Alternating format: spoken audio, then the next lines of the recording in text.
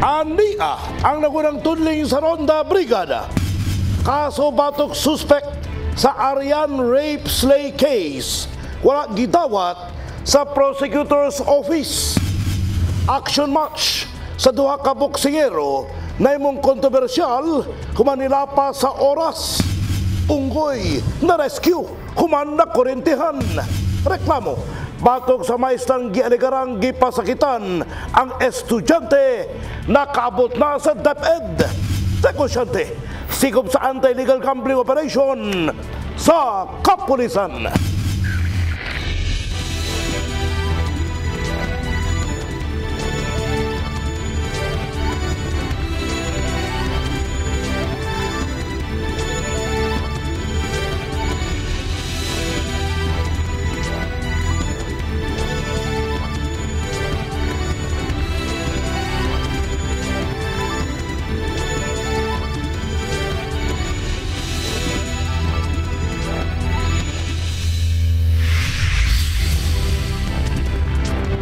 Sok Sergeant mayong hapon, adlaw Lunes, Mayo 6, 2024, live, gikan din sa Brigada News Center. Kami ang inyong mga kabrigada nga maghatod kaninyong mga balita dili lamang sa Sok Sergeant. Kini ang Ronda Brigada.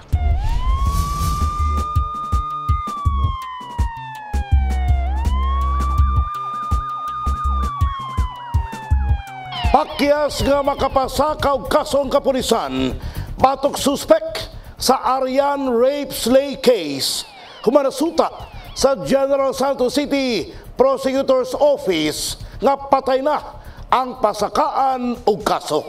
Ibrigada mo Richel Gubalani. Wala gidawat sa General Santos City Prosecutor's Office ang complaint batok sa suspect sa pagpatay o pagpanglugos sa 7 anyos nga si alias Arian kini human nasuta sa piskal base sa gidusong reklamo sa kapulisan nga patay na ang suspect sa maong krimen.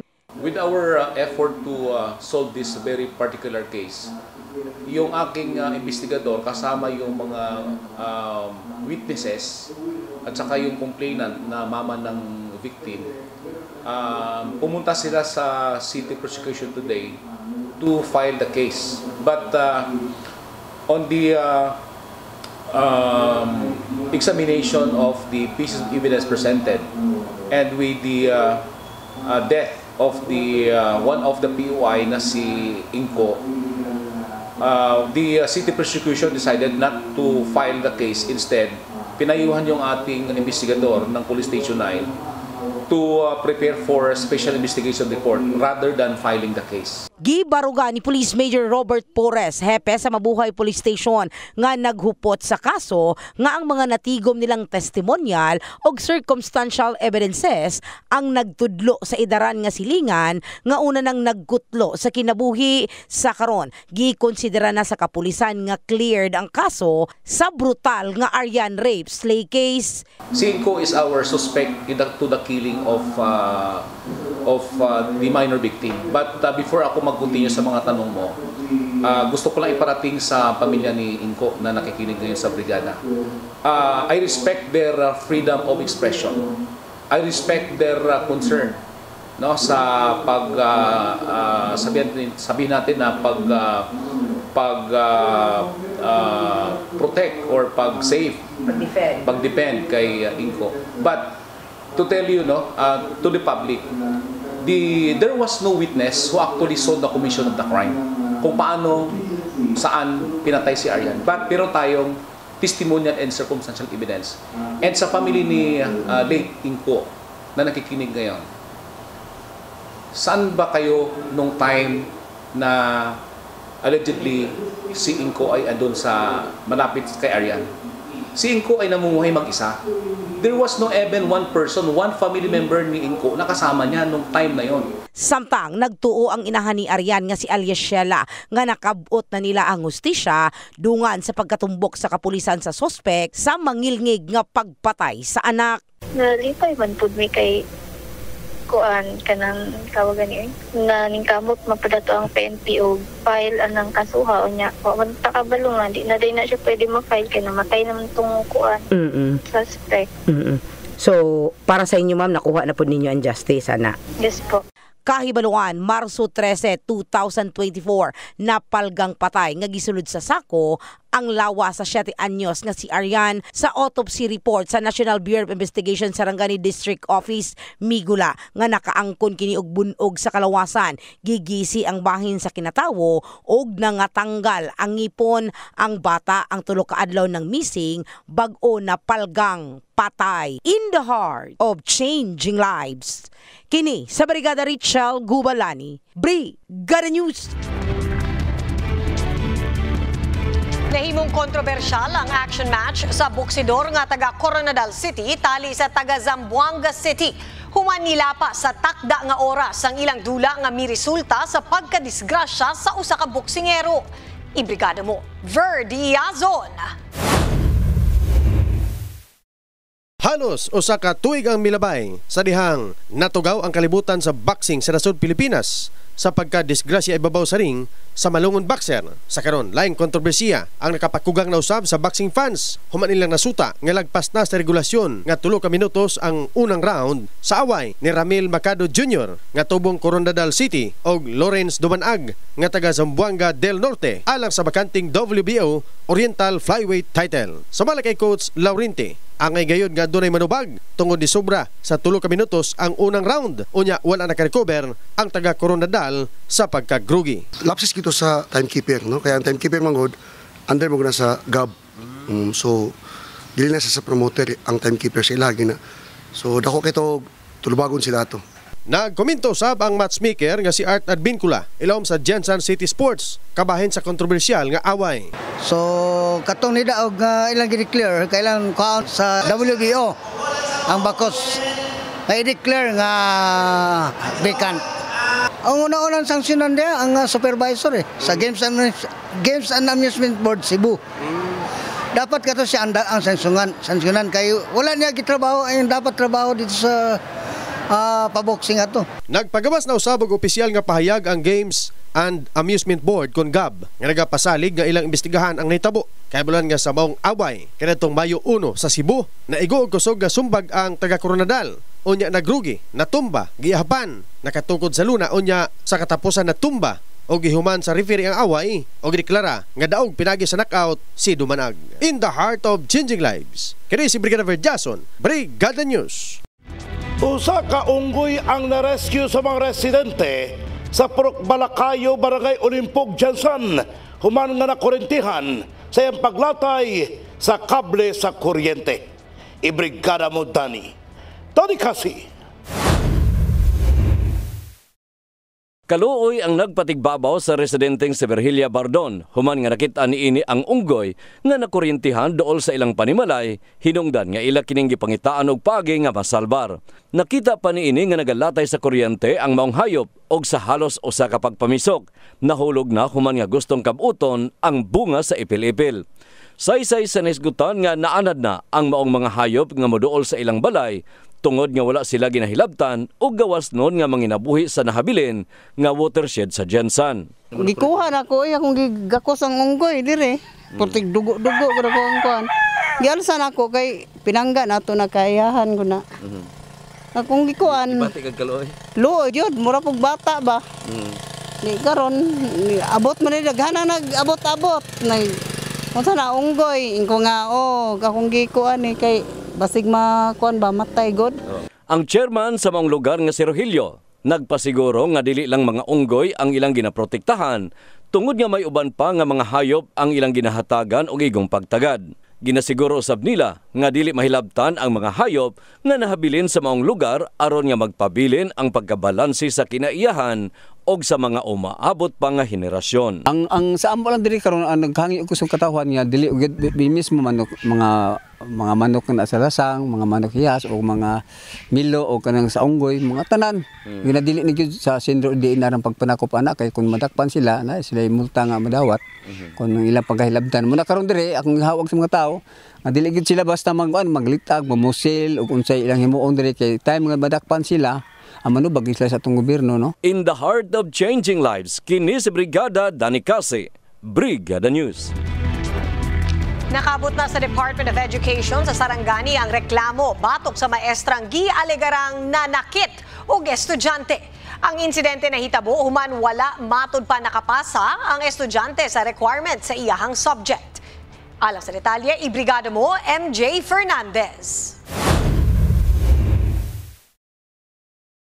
Nakaabot na sa buhatan sa Department of Education Sarangani ang reklamo sa pamilya sa 15 anyos nga grade 9 students sa Alabel National High School batok sa maestrang gialigarang gipasakitan ang maong estudyante. Human wala makasumite og requirements niini sa iyang subject. Giubanan sa Brigada News Team ang apuhan, iyaan og mismong si alias Ivy. Sa buhatan ni DepEd Sarangani Assistant Schools Division Superintendent Attorney Nelin Frinal aron ipaabot og hisgutan ang bahin sa reklamo batok sa maestrang gihapak og ballpen, gipasakitan og gisultihan og dili maayong pulong ang estudyanteng si alias Ivy. Dinhi gibutsyag ni Attorney Frinal nga gikinahanglan usa nilang isumite ang mga saktong dokumento alang sa formal nga pagpahigayon og investigasyon batok sa maestra. So that is why I told them na kung naadto sila sa PAW, sa PAW, balikan nila kay basig natapos na ang affidavit nila.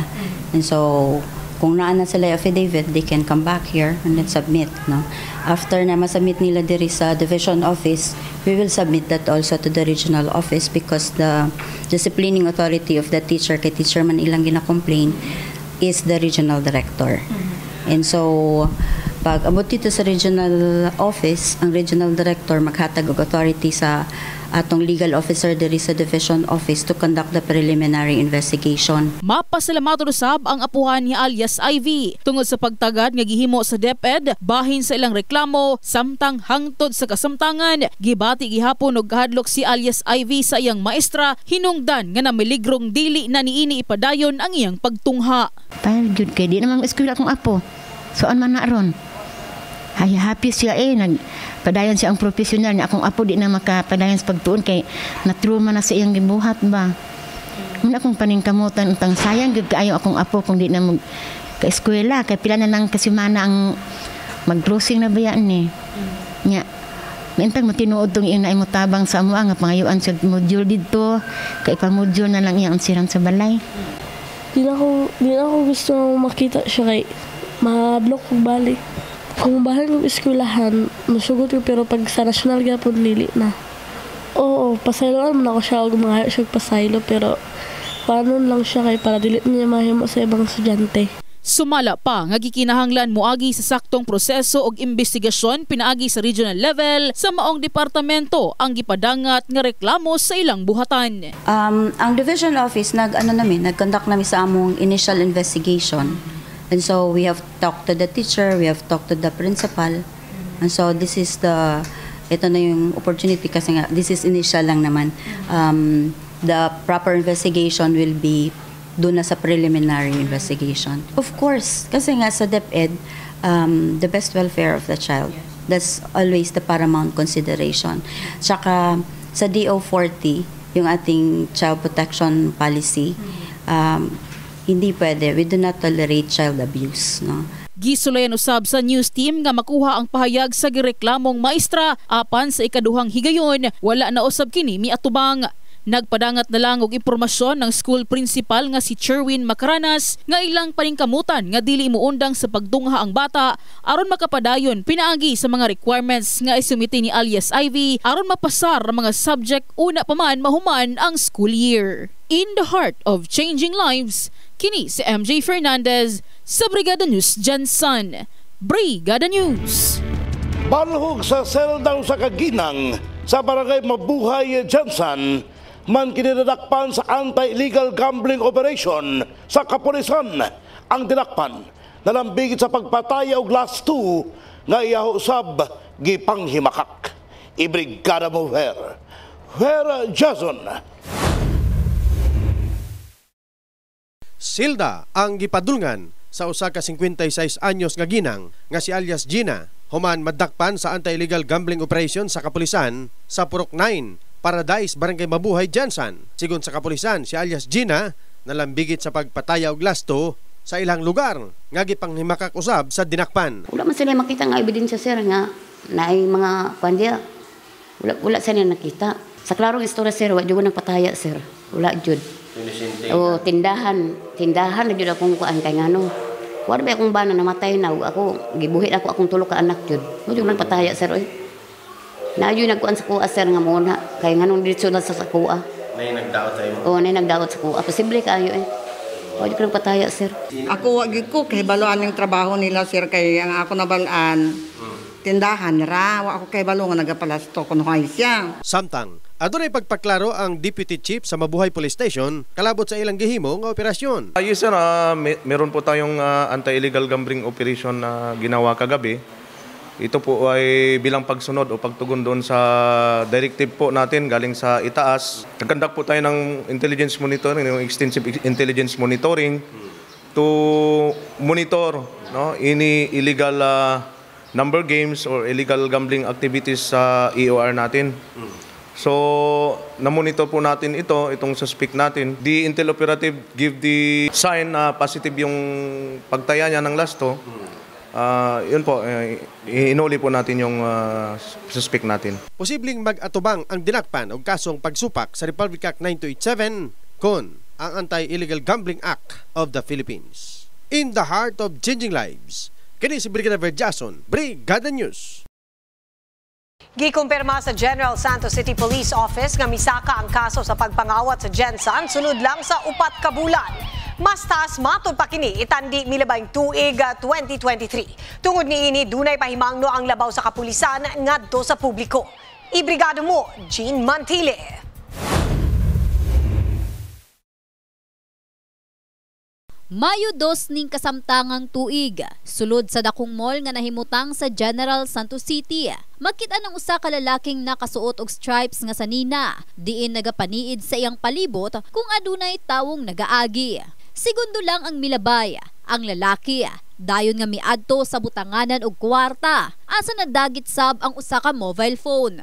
Base sa investigasyon sa Bula Police Station, gibana-banaang ana sa 27,000 ang natangag. Gani, padayon pa nga ginaila ang ilhanan sa sospetsado. Samtang tulo ka adlaw human ang insidente. Dakpan sab ang 30 anyos babae nga si alias Corina. Human masuta ang nanguha og pitaka sa Public Market Jensan, Mayo 5 ning tuiga. Sa report sa Bula Police Station, midangop sa ilang istasyon ang biktima nga si alias Maria, kauban ng Nadakpan ng suspetsado pinaagi sa CCTV footage asa nakitaan ang pagkuha sa suspetsado sa pitaka ni Maria nga adunay 1,000 pesos lakip ang importanteng ID. Sa karon pasakan og kasong pagpangawat ang naisgutan pinaagi sa inquest proceeding. Gani sunod lang sa bulan ning Enero 1 hangtod Mayo 6 tuig 2024.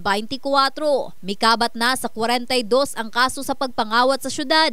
Asa gikumpirma ni Police Colonel Neco Medes Oliver Jr., Director sa General Santos City. Pulo ang gisaka sa kaso karon sa pagpangawat, itandi sa milabay nga tuig 2023 sa susamang bulan. Ginapalawman pasab karon sa otoridad ang investigasyon. Karon pa nga ilang nahibaw-an nga adunay grupo sa mga kawatan gikan sa ubang lugar nga nakasulod sa syudad aron nga makapangbiktima. Kanong nasa palengke na, masapanan na ito nagkaso. The same with itong mga grupo-grupo nga from Davao, from Malay-Balay, na itong Cagayan, apoy itong grupo nga taga-Maguindanao, different style, different types of operations. Last time, dali na kayo makagawas.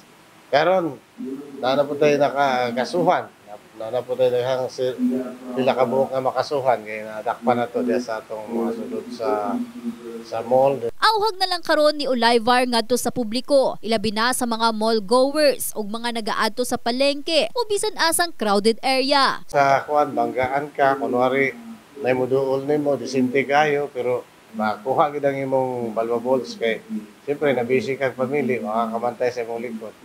So mo na mga reminders po sa atong mga musulod sa itong mga establishment. Situit nga sarado ilang bag, situit nga ilang bag, ilang wallet, ibutang sa ilang front nga packet para dili ka makuha wallet. In the heart of changing lives, kini si Russell Jean Mantile, Brigada News.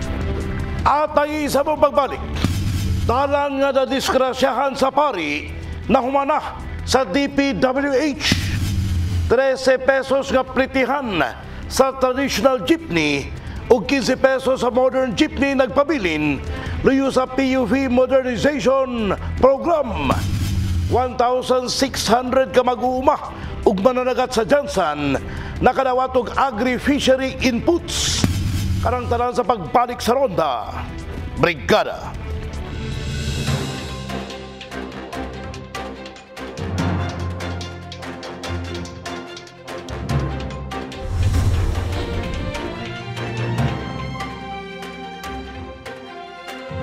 Gihumana sa Department of Public Works and Highways ang wala na human nga dalan mandunay na disgrasya sa Diversion Road Barangay Silawal, Jansan as ang pinakaulahing biktima maong pari nga paadtuunta sa General Santos City International Airport.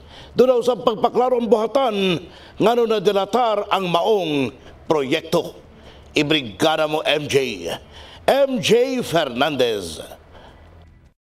Nakumpleto na og nahumana ang putol nga dalan sa Diversion Road sa Barangay Sinuwal, Jansan human ang pipila ka bulan nga konstruksyon niini. Kahinunumang sa maong dalan upat na ka aksidente ang natala asa pinakaulahi ang ikalambigitan sa sakyanan sa usa ka pari nga mopadulong sa Jansan City International Airport kaniadtong Abril 30, 2024. Sa nakuhang pahayag sa Brigada News Team sa Department of Public Works and Highways kon DPWH Jansan, gipaklaro nila nga tungod sa nasinatiang pag-ulan na dilatar ang completion sa maong dalan ug naatol nga nadisgrasya ang pick-up as sasakay ang pari. Gap siya tungod kay ongoing project na namo. So nagsugod mi og pag ano sa among mga gaps, nag-start mi sa palian pababa na mi.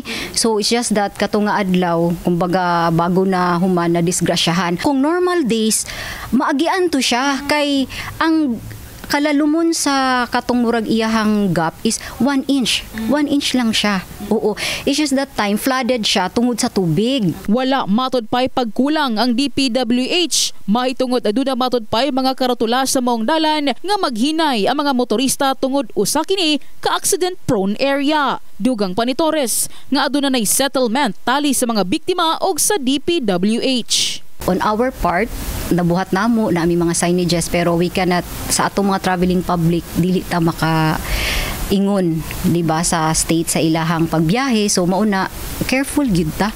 Lalo na kung inana ang kondisyon sa ato ang panahon kay bisag unsa pa kaayo atong dalan kung ang atong weather ang ato ang kalaban. Dapat careful gid ta.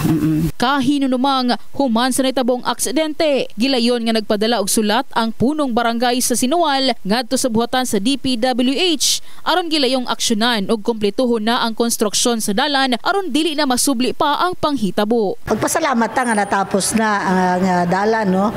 Kay ang kanang disgrasya siyempre paski pag mga tapos na nga dalan gani na magyoy madisgrasya. Hopefully wala nay magsunod nga disgrasya considering na natapos na. Usa si Francisco Dulay Jr. nga nahimong mapasalamaton sa nahimong aksyon sa DPWH aron masigurong wala nay mabiktima pa sa disgrasya sa maong dalan. So sa karon nakita na namo karon didto nga na okay na. So nagpasalamat mi dako ma'am. So pinaagi karon sa inyo ha og sa mo nga mga motorista usab ilaban ni sa ato mga OFW nga paspas po mo ato airport. So karon medyo nasulbad na. Nagpahimangno na lamang ang mga otoridad nga maghinay sa pagmaneho ang mga motorista aron malikayan ang mga aksidente sa kadalanan. In the heart of changing lives, kini si MJ Fernandez sa Brigada News Jansan. Brigada News. Giduso sa sangguniang panlunsod sa Jansan ang pagbuhat o clearing operation. Kalabot sa road obstruction sa 26 ka barangay sa syudad, mapaggabi iman o adlaw nga usamatod pa sa hinungdan sa disgrasya sumala sa Traffic Enforcement Unit. Ibrigada mo, Lizelle Labajo. Daghang bahin sa Jansan ang halos maokupar na ang dalan o gihimong parkinganan ang outer lane sa mga bihikulo. Bisan pa man bikers lane, halos dili na sab maagian tungod dunay nakaparada. Ang nakapuyo padaplin sa dalan nga si Gemma Mantalba, saksi niini matag adlaw. Okay, maski abi nimo nganong traffic pero naaday naka-parking sa isa ka lane. So, siya mag-cause siya og traffic. Obserbasyon sab kini ni Rodolfo Vegas sa mga dalan dinhi sa Jansan. Usahay maglisod pa siya kung asa moagi tungod na puno na og sakyanan ang dalan. Disadvantage siya kay syempre imbes nga para siya sa tao nga para dili sila madisgrasya. Syempre madisgrasya sila kay likay-likayan man nila ng mga motor, mga street vendors, mga ingana. So dapat na sila proper nga mga designated nga area. Usa pa sa hinungdan sa vehicular accident dinhi sa Jansan, mao ang road obstruction. Ano man dili naman limited ang road obstructions nato, not only limited doon sa mga vehicular nga vehicles nga nakaparada doon sa gilid ng daan. Kasama yung nagtitinda, saka kung ano-anong mga nilalagay doon sa daan. So ang mangyayari diyan pag may mga naka-obstruct kasi lumiliit yung daan natin. So may mga instances na masasagi yung mga sasakyan. Rason nga padayon usab matud pa ilahang clearing operation sa mga road obstruction sa Dakbayan. Dapat ito, yung joint effort talaga ito, working hand in hand talaga with other agencies involved. So kailangan talaga natin yung tulungan. Kaya napakahirap talaga kung kami lang talaga gustuhin ko man yan. Gusto ko talaga na maganda yung daloy ng trapiko dito sa Jansan.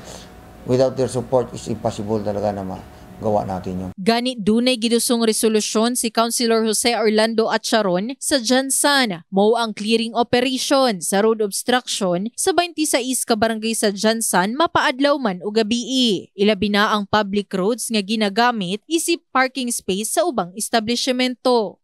In the heart of changing lives, kini si Liza Labajo, Brigada News. Gipaklaro sa mga personahe sa Transport Cooperative nga walay pagsaka sa pritihan sa Jansan dunga sa Public Utility Vehicle Modernization Program.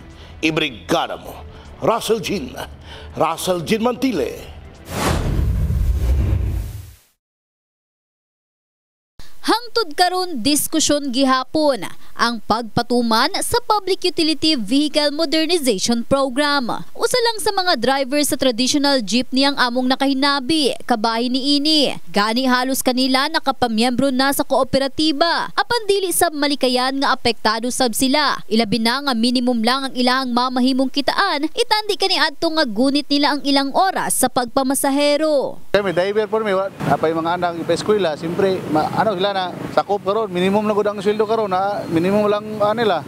Dako gadang mawala po sa po, una kay mga pakapakyaw. 15 pesos ngadto sa 20 pesos ang ginabayad kanila sa ilang mga pasahero. Apan nakadepende gihapon sa pasahero nga nagahatag kanila og sobra. Ang usaw pagbayad dako pa na nga ang pamasahero, dapila rin karga sa mga unit.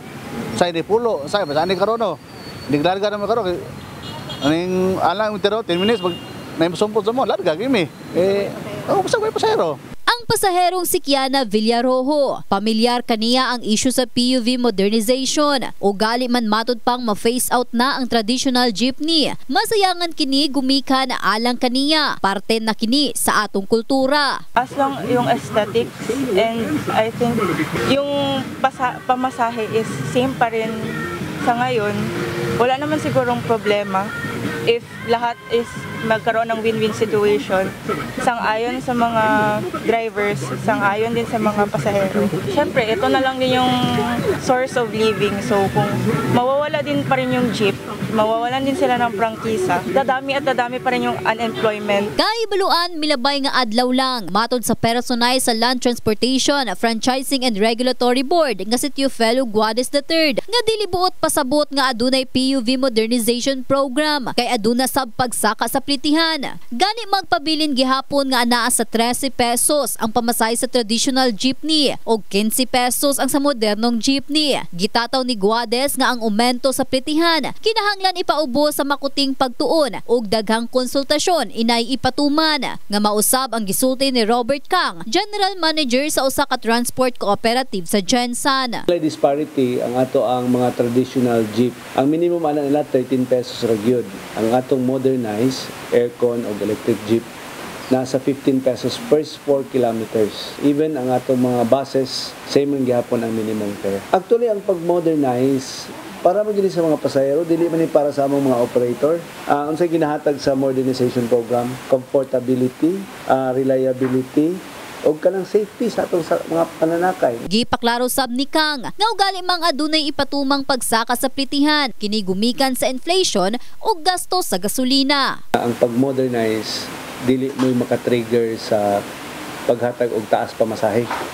Kundi ang produktong petrolyo kay sa una nga wala pa modernization naagyo na siya. No, once nga mopalo siya more than $100 or $80 per barrel ang presyo sa Dubai crude. Mga transport co-op mag-file gina og petition for fairing.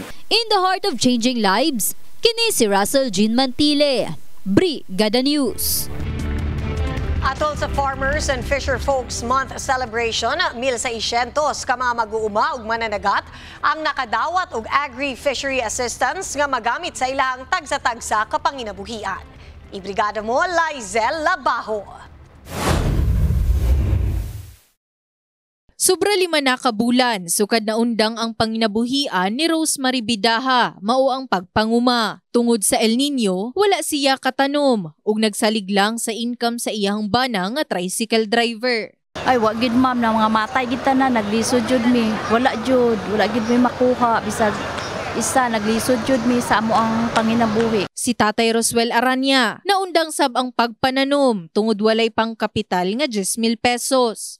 Itong init ay nakami katanom. Nagsagod ko baboy.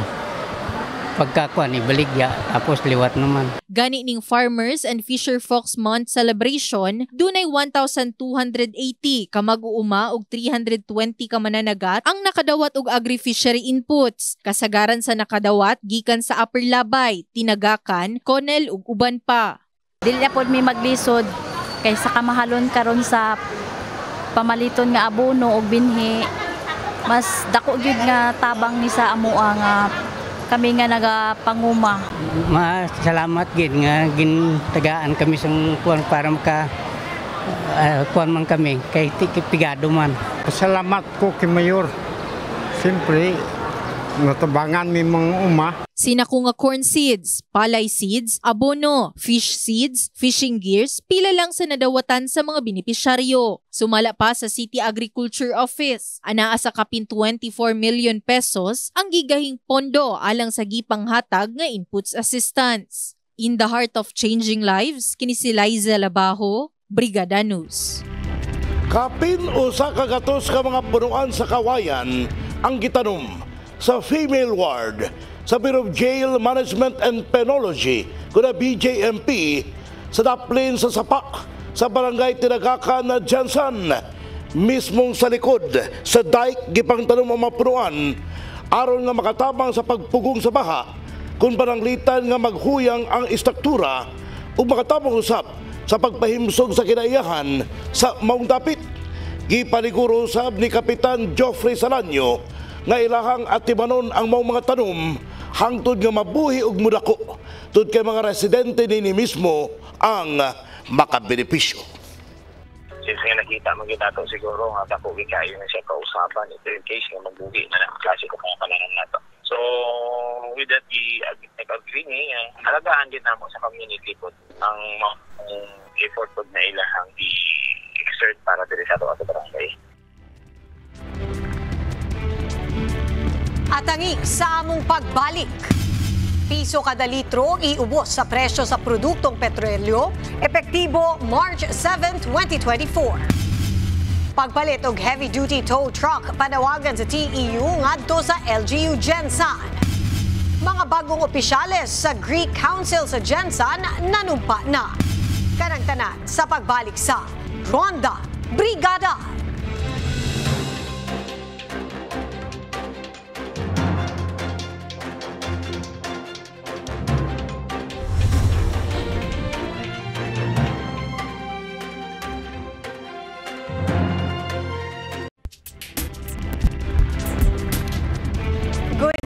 Alang sa atong mga motorista, adunay laumang pag-ubos sa presyo sa produktong petrolyo sugod Mayo 7 ning tuiga. Matod sa Department of Energy, kon DOE Oil Industry, ang mga oil companies posibleng magpatuman og 65 centavos nga pag-ubos hangtod piso og 5 centavos kada litro. Sa gasolina, laumang 65 centavos ang iubos sa kada litro. 90 centavos sa baang sa diesel, samtang piso og 5 centavos ang sa kada litro sa kerosene. Hangyo karon sa Traffic Enforcement Unit Jensen ngadto sa LGU ang pagpalit og heavy duty nga tow truck aron magamit sa ilahang operasyon sa matag adlaw. Kini aron malikayan na sa syudad nga mobayad pa og pribadong kumpanya matag dunay clearing operation. Ibrigada mo, Richel Gubalani. Dungan sa mga insidente sa bangga sa Jensen nga sagad nakaapekto sa dagan sa trapiko. May hangyo ang kapulisan sa konseho nga mupalit na ang lokal nga panggamahanan og kaugalingong tow truck. Mato di Police Major Oliver Pauya, hepe sa Traffic Enforcement Unit sa Jensen, panahon na aron makaangkon ang LGU og heavy duty og high-end nga tow truck nga dunay kapasidad nga moto hangtod 18-wheeler truck aron dili na sila mutawag sa pribadong individual nga dunay towing truck aron matanggal ang sakyanan nga hinungdan sa traffic. Ang tow truck actually sa LGU mong yun na bisa nasa tamuan to. Kung sa uban mga kung may private company, regarding sa towing dia, mas favorable pa na sa LGU kay nga naman. Una pag na to ang sakyanan mo bayad sa ilaha. Pati kaya tapos pag nakakuha pa dito, may impounding fee pa. Sa bahin ni Konsehal Probelcan Balieke, plano niyang iduso ang resolusyon sa konseho aron makagaan usab sa katawhan ang pagbayad sa tow truck o galing malambigit sa bangga. Again, ito bang sa konseho si Major Pauya, apil na sa mga gi-raise niya ng mga issues ug isip pa usa ka pagpapalaot ug nagaresponde kita sa mga parawagan nga mahimo nga makapasar kita resolusyon para nga ituso ang pagpapalit sa LGU na ng mga ekipo para nga at least medyo magandaan sa bahay nini nga makatawhan sa syudad. Sa taripa karon sa pagpatuog sakyanan, ang motorsiklo nasa 1,000 pesos ang bayad, tricycle 1,500 pesos ug SUV ang nasa 2,500. Pribado nga towing truck ang ginakontak sa TEU o galing dunay sakyanan nga kinahanglang ito. In the heart of changing lives. Kini sa Brigada Richel Gubalani, Brigada News. Nanumpa na ang mga bagong opisyales sa Creek Council o kahugpungan sa mga fraternity sa Jensen. Gipangunahan ni Jensen City Mayor Lori Lee Pacquiao ang pag-administer sa panunumpa sa mga opisyal. Ibrigada mo, Danny Cassie. Human sa 12 ka tuig, dunanay mga bagong opisyal ang Greek Council kun ang hugpong sa mga managlahing fraternities o sororities sa syudad. Atul sa gihimong induction, gipangunahan kini ni Ryan Cotora sa Pi Omicron nga napili isip presidente. Nahimong vice presidente niini si Jong Liliar sa Sigmanians, sekretary si Kaisel Bidan sa Triskelion, treasurer si Jimmy Reosura sa Citas, auditor si Ryan Alao sa Asupians ug PIO si Ryan J. Jaha sa Skylarks. Sa iyang pagpungko, gipanaad ni Cotura ang hugot nga pagsuporta niini sa anti-hazing law sa Dakbayan. During our term na karong panahon na among paninguhaan ang walay mahitabo ng mga incident diri sa Jensen regarding sa hazing sa atong mga fraternity, sa 30 ka grupo na fraternity diri sa Jensen. Samtang ang outgoing nga si Paul Jan Juring ang hugot nga nagapasalamat nga naserbisyohan niini ang konseho sa sulod sa 12 ka tuig. Ginapasigarbo niini ang mga nahatod nga tabang sa grupo ngadto sa komunidad ug ang pagkahiusa sa mga fraternity sa Dakbayan. Sa iyang pagnaog sa pwesto, nagapasalamat ang nahisgutan nga walay pratwar nga nagakahitabo Maong nang hinaot kini nga magapadayon sa panaghiusa ang tanan og ang maayong tumong ilabi na ang pagserbisyo sa komunidad. 30. So karon nag-participate is naikatunga 15 nga fraternity kay tungod lagi nga naunong ta kay tungod sa pandemic pero nibalik ligapon sila. So sa ito ginalauman sir. Amo ang ginalauman karon nga matud pa kay Mayor na 100% siya. Kahibaluan nga atol sa oath-taking o induction ceremony, misaad usab ang mga opisyal sa matag fraternity nga suportahan ang anti-hazing law sa Dakbayan. In the heart of changing lives, kini si Brigada Danny Kasi, Brigada News. Padayon gihapon sa pagdawat ang Kabrigada Foundation Incorporated alang sa mga kabrigada nga nanginahanglan og hinabang. Alang sa cash donation, mamahimo kini ipadala sa Kabrigada Foundation Incorporated Security Bank account number 0000557-60731. Alang sa in-kind donations, ipadala kini sa Brigada Complex nga nahimutang sa NLSA Road, Barangay San Isidro, General Santos City. Sa mga gustong mahimong Brigada Volunteer, pwedeng mudangop sa estasyon ug magpalista. Kanang naglangkob sa Ronda Brigada karong adlawng Lunes. Mga istoryang 24 oras nga gitutukan sa news team sa Brigada TV. Ako si Brigada Dale Bartalaba, in the heart of changing lives. Kitibuk ang pagserbisyo hatod alang sa publiko. Walay sagol bakak, tanan alang sa kamaturan. Kini si Konsehal Papabi, Attorney Can Kasanigan Balyeke, palaban para sa taong bayan, kung para sa tao, sadyang mapagmahal, SM, in the heart of changing lives. O kiniyan, Ronda Brigada.